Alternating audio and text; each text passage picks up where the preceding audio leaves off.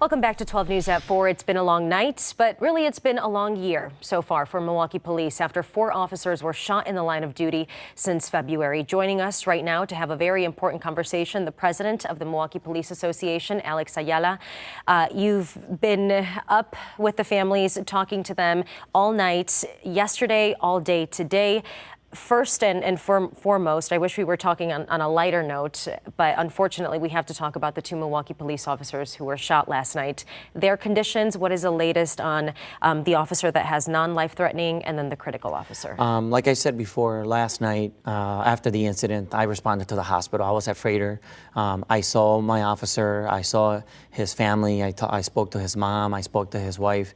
Under the circumstances, they're doing okay. They're in high spirits. Obviously, they're able to see and talk to their son, husband.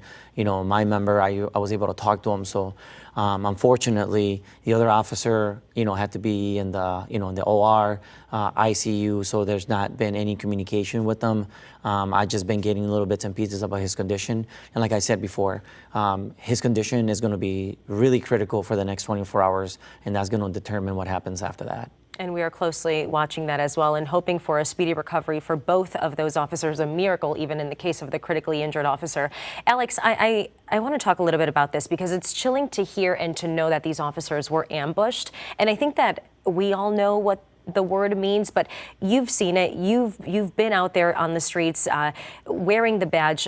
What do these officers encounter when it is an ambush? These officers didn't even have a chance to respond to anything. Incorrect. And this ambush part is so real, okay? The suspect was behind some bushes. The officers never had a chance to see where the shots were coming from, anything. They immediately step out of the vehicle and they start getting bullets their way. So never a chance to draw their weapon, to run, to hide, to take cover, any of that stuff. So that's the ambush style attack that my officers got put through last night. And I mean, that's an evil act. That's an evil act for somebody to do, to ambush a police officer in that way. We just had a graduating class of 25 officers, and we know to complete the academy, it takes about 6 months or so to do. So it could be a little bit until we see new officers out on the force. And right now we are in need of 200 officers. This is even a tough question to ask you, but what conversations are you having to make this career, this journey more inviting to those who are seeking to wear a badge? Listen, one of the issues, at least in my eyes, is our wages. Our wages need to be in par with the rest of the wages of, everybody around the surrounding areas. And I think that's a start. And I think that's what the leadership in this city, that's the minimum they can do to start this conversation. So for us to be able to get 200 police officers, 50 detectives, I mean, this is going to take a lot of work and aggressive work to get where we need to be. And unfortunately, this isn't the first time that we talk about this, Alex. We know that those officers that were shot were District 2 officers. They were responding to District 3. Do you know if those officers were pulled to help patrol the area? I mean, we know that there has been a shortage of police officers in general. And that's exactly what happened.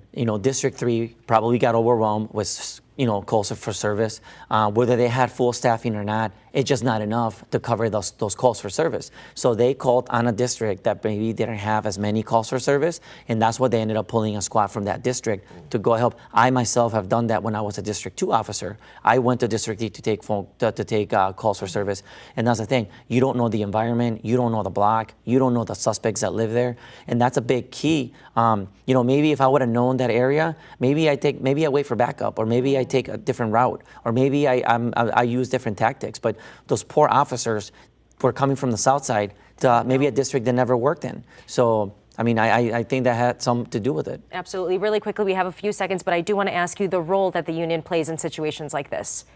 Obviously, we're there to help the families for anything they need, and if this becomes anything else, we will take care of anything that comes in the future. But for right now, it's support for the officers and the families. All right, Alex Ayala, thank you so much for sharing some time with us, and you can always find our entire coverage of this breaking story on the 12 News mobile app. What we're learning about the officers, the suspect, last night's entire news conference, it's all posted on our homepage. We've also posted a link to the fundraiser helping the officer who's critically injured.